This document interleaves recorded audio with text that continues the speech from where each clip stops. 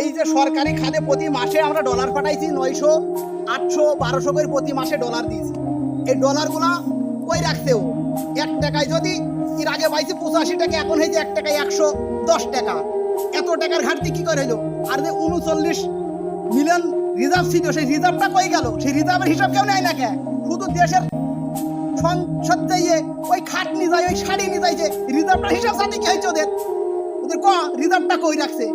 এই যে পারমাণবিক বিদ্যুৎ কেন্দ্র রূপনগর, এটা যে বানাইছে, এটা আমাদের টাকায় বানাইছে। ওর কি বাপের সম্পত্তি ভাই কিনে বানাইছে রে?